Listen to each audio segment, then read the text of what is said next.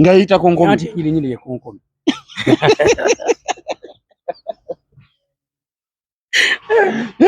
Palaso yinye konkomi yeri gareti. Buli kade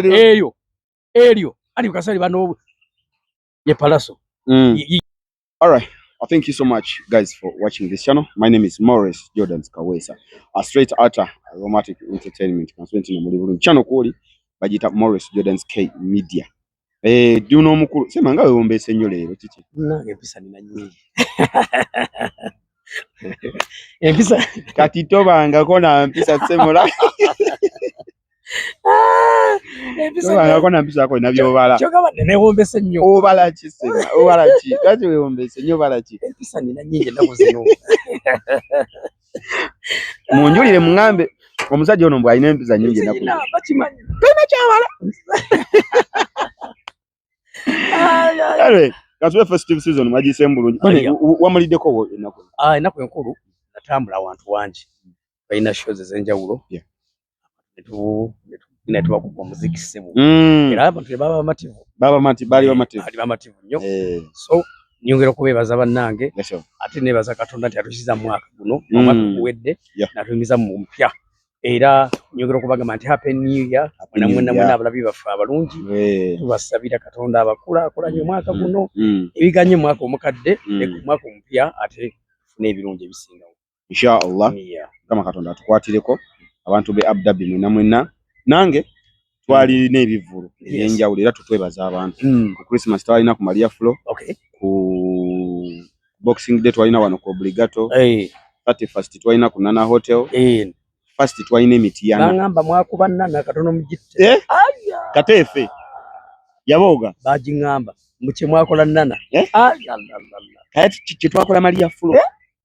ani Maria Flow aromatic yajiwasa bwasa eyo bannange kiki twakola Obligato Emitiana sijja byogera mwe mwennyini mu commenting mu ekiki anze nakiriza aromatic nagikiriza bafani bafe tubebaza mwe bali nyumwe bali dala worldwide kubanga ekyewunyisa bafani ba aromatic nti ne bwaba ali bweru nga wanayina usengaawe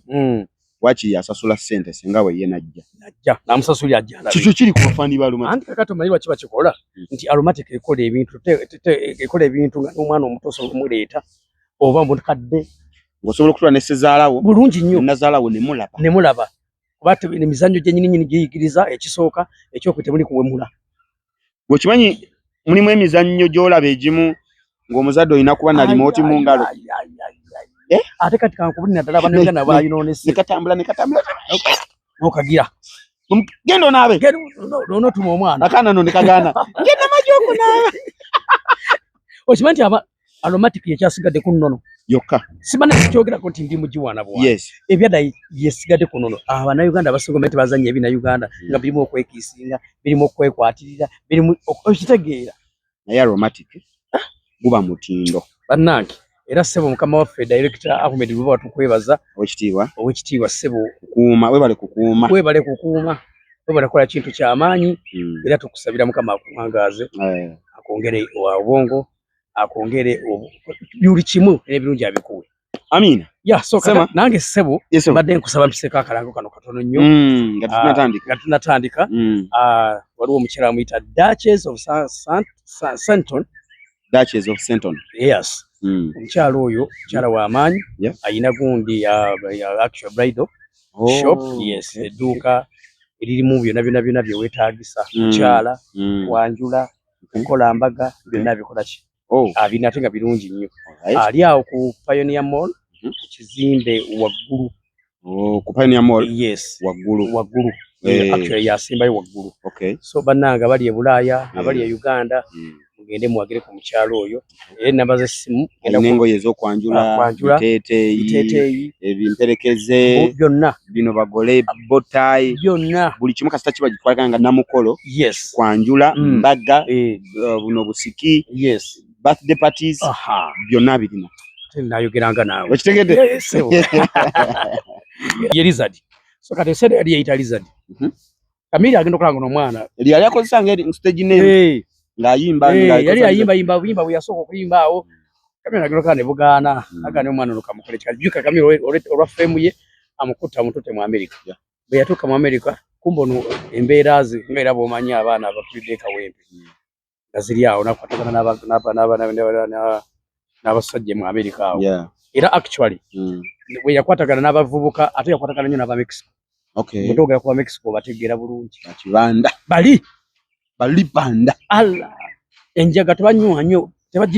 tebagifuwa bufuyo banywa kati akwatagana nabo bw'akwatagana nabo Kamere n'agezako okwogera naye namugane kakati oli mu nseeti mubizi nagwaki okwatagana nabo bali abasajja tebalwana bulwanyi kyokka wabula nga yita konkomi ati nyiri ye konkomi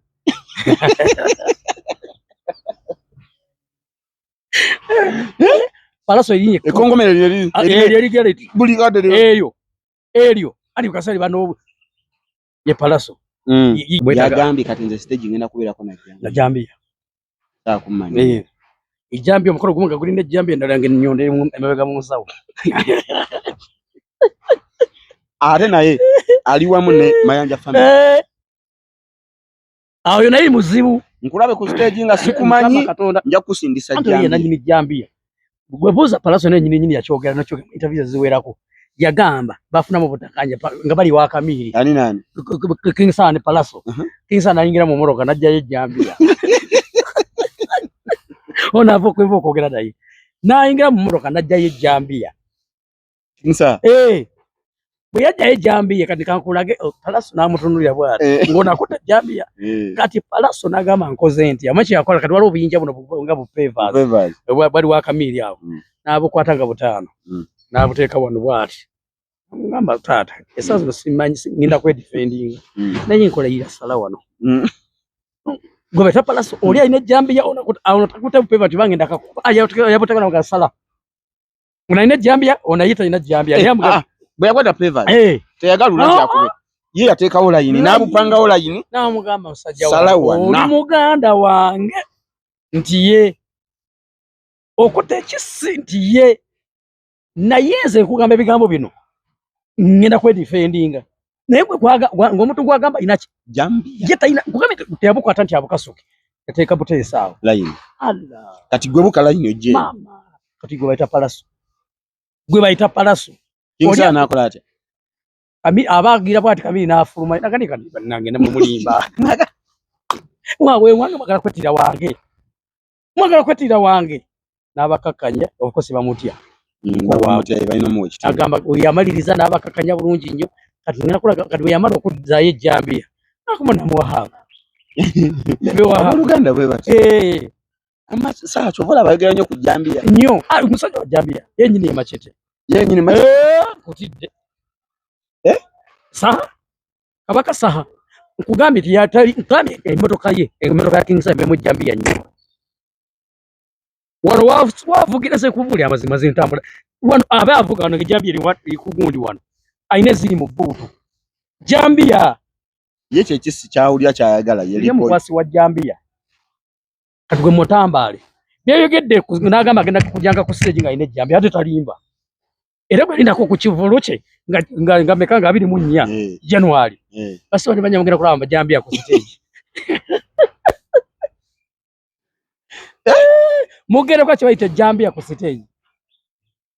Machete zibaita ngwana azita zinzimia azita lipo ogenda kuzidaba so kati beba abasajja ayo kubira amaze nkulu kabande be byaliku abasajja tabayita ajja kubaita siba kusaaga abasajja simbere nkugambe nga bwe nkugambe nti Palaso tatuma yes tukira yini yes tukanagende wakabana na nemo kamera nemulaga bwati kirate kanki kugambe Palaso webale nnyo kikola noje wakabanda gwe nyino wetukira anti bali bagenda kola bwe bati bali bagenda ganti abana ba foot soldier bakoze eki yes okategeddako bawayirize Palaso webale tata webale Palaso tumukolere ki n'olumba ne face n'ogiraga kakati ogenda kwayiriza awo ati bobi wani abatumye wawo ogenda kwayiriza nti bobi wani abatumye nkugambye yajja yennyini ye yadumira naye so bamucha Duchess of Santon Duchess of Santon. Duchess of Santon. Yes, Santon. Namba y'essimu tujjaje oba ogirina mu namba y'essimu njirina wano so gibasomera gibasomere ekisingira ddala obukulu naye ng'alina ebintu ebirungi ennyo.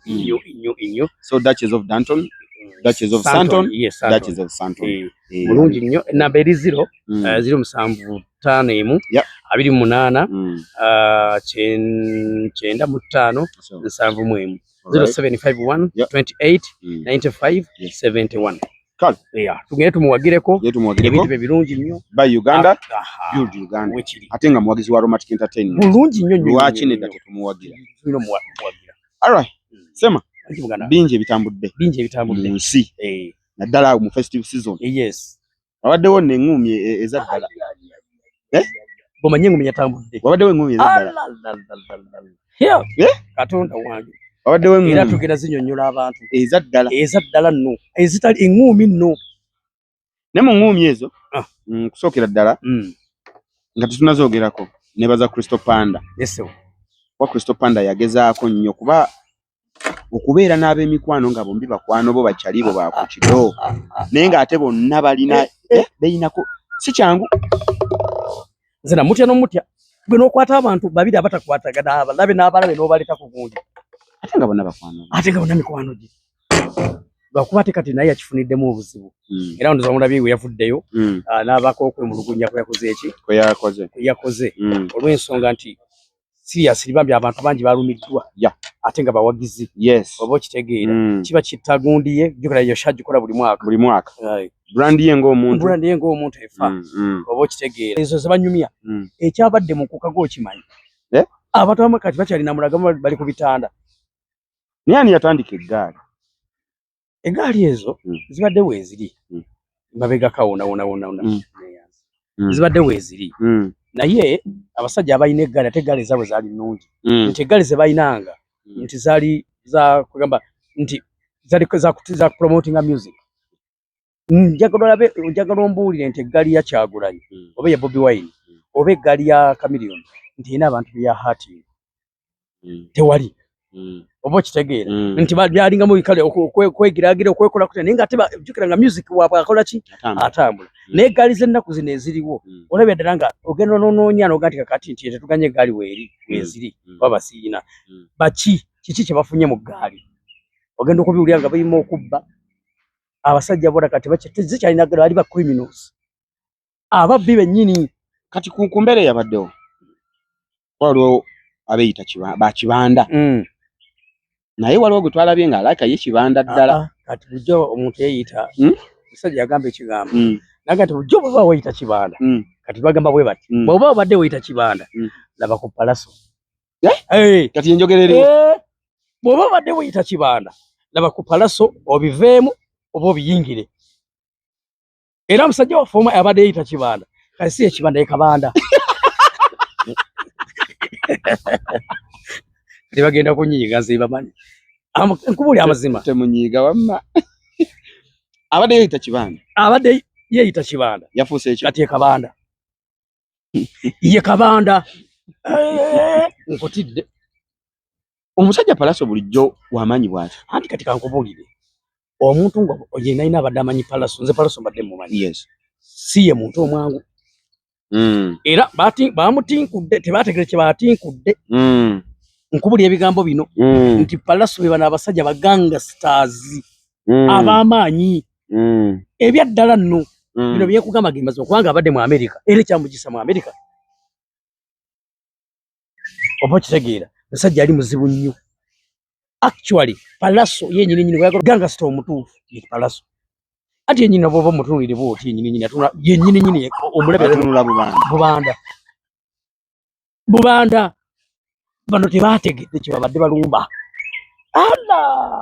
yagenda nze newunya omusajja yagenda najja n'amajambiya agabe ekigambo kino muganda wange ngenda kulaga ebyatandikira Alasa yalumbibwa ng'ali ku Mpere Festival ebuloba Alasa aba ali ku stage ayimba alien skin n'ayingira n'akwata emmotoka n'agikiika ku mmotoka ya Palaso oba okitegeera ono aba ali ku stage nga lwacha gichika mu maaso ge anti olwo amutegeka bazenga besojja nga bagugulana ngono bwabeera kugundi agamba bino byabakibi abanene oba okitegeera onateko teekateekawo obugambo kati ate ono bwe yajja n'amukiika emmotoka Palaso kati njankulaga omusajja atatya nti ono omusajja akitegeera nti ganga ya gundi ya Alien Skin ekoze eki esazeeko n'abavubuka n'abalala ne bajja bamulumba ku stage nga wabiraba Palaso yasigala alumba bulumbi teyakwata microphone agiteeke wansi okimanyi omusajja yasigala ayimba omusajja asigala ayimba olaba bye bakola ya Jasmine okitegeera Jasmine mukazi wattu bambi olwo mukyala ye yakola ki microphone yagivaako nadduka buddusi mukazi wattu naye Palaso teyatya yasigala ayimba ate no ng'asigala era aweereza ebigambo naye nga akola ebintu ebyo nga ganga weeri Mukama Katonda nga Alien Skin yamulabye dda nga n'abagundi baabalaba actually ng'abalaba ku stage bali mu kujja ku stage okwagala okukola ki omwataakinga kati n'okumanya oli muzibu waliwo omu oba kakiripa kwa kalaba yali akuta microphone ayimba omulala omu ku bagundi ba Alien Skin najja mulumbe bw'ati yamukuba omugere naye ng'akuta microphone omugere wagulaba yamukuba omugere naye nga tata microphone kati nga baito ekibanda omutuufu nze mba nadduse okitegeera naye nkulaga Palaso teyayimirira ate nga weewunya ejjuka Palaso okugenda bami teyina ggaali eno nti oba ayina abantu nti oba yajja yeetegese yajja teyeetegese nawulira ng'ali ku stage awo mu kucankana ava maze okulinya ku stage n'agamba mwemulinye ku stage tujja bakuba embooko tujja bakuba kibako nga tatidde naye ng'ebintu byayogera bali ku stage bajja okumwataakinga nga ne Alien yamulengedde dda nti ali wali because Alien yatuuka ekiseera n'ataliko naye okuyimba simanyi baawe ayimba olwo nayagala kwata attention y'abantu bagijje ku gundi ku Palaso bagimuteekeko Palaso yakulaga tebimulya yagenda bugenzi mu maaso ng'akuba muziki kweta Palaso yakoma kwekyo yaliwa Palaso era nyonyolamu ku Palaso ansooke ssebo nkwebaza essa Palaso weebale nnyo taata era mbadde nkusaba kiba kisoboka ssebo bakwebwaki ba Minister of Discipline already kati njagala bamuwere bwa minisita bamanyi naye alina tweet gye yasooka okukola Palaso nga tannalumba n'agamba musenguke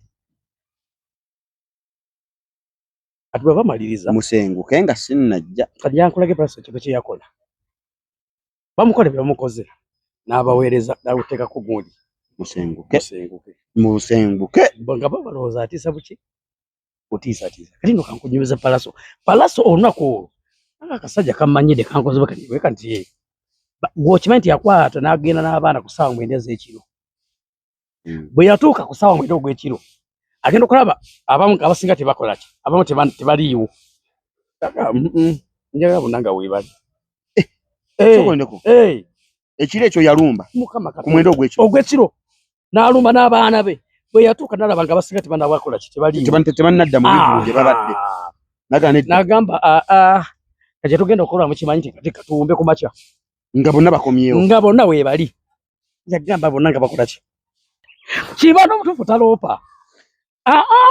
era Palaso wakoze ekintu nze bujjo ndaba firimu nga bana bino ebya revenge oyo najja nakola revenge gundi emu nega neerumba Palaso wandaze tebitukola mu firimu bituufu ssebo mukama waffe gwe kibanda omutuufu ssebo gwe kibanda omutuufu nze sijja kulimba tewatukoledde kabanda nakati aka awute kasu tukole tutya okwebaza Palaso Palaso Palaso yani ati Palaso omutuufu kamunyonyola abantu yazaalibwa Kawempe awali zigangs ez'amaanyi omuli ziripanda Kawempe girabe edduuka muganda wange ekyo kye bayita Kawempe era omwana w'Ekawempe tomuzanyirangako nkubuulira amazima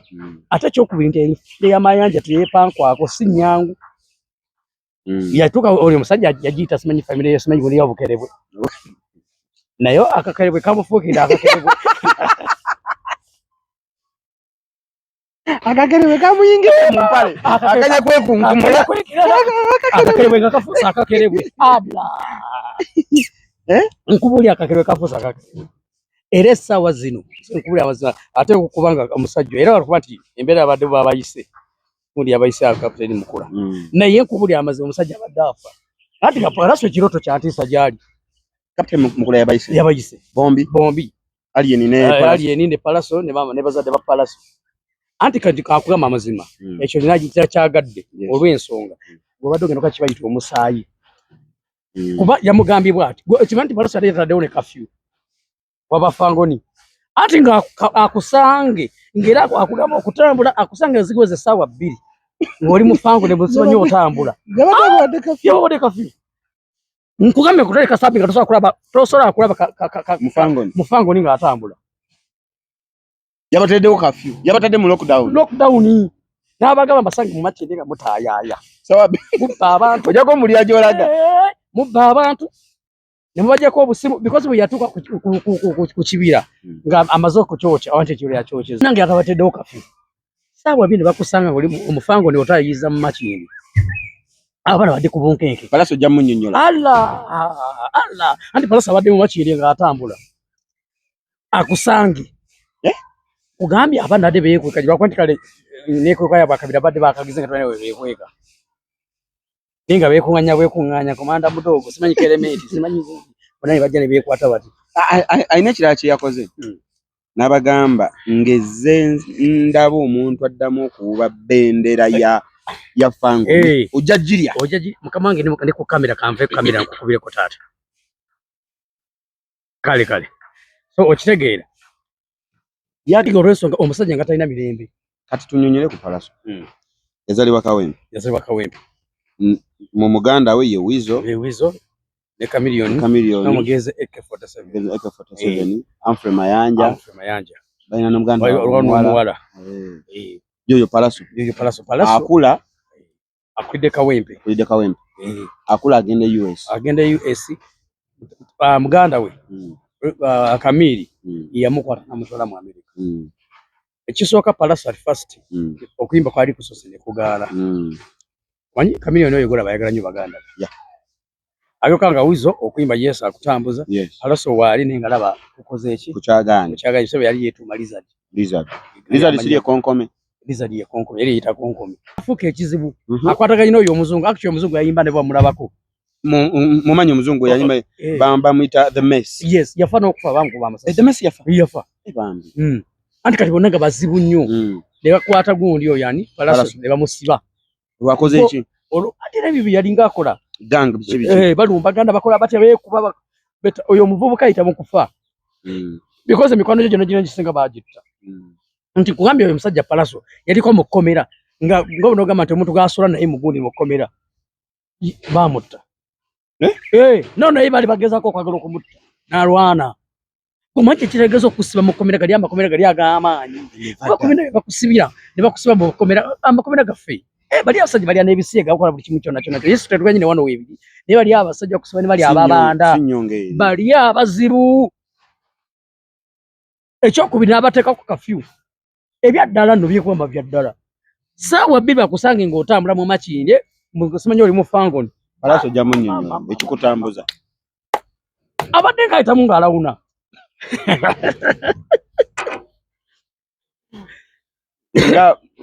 nga bwe twali mu lockdown nga poliisi eyitamu kati bw'abadde yabadde ati ye komanda naye yataddemu Palaso kye namwagaddeko yenyigira tatuma yesitukira bayidawo omusajja oyo kye namwagaddeko ababanda abasinga entalo zaabwe atuma abaana ye n'asigala eno yerumbira anti Palaso nkugambye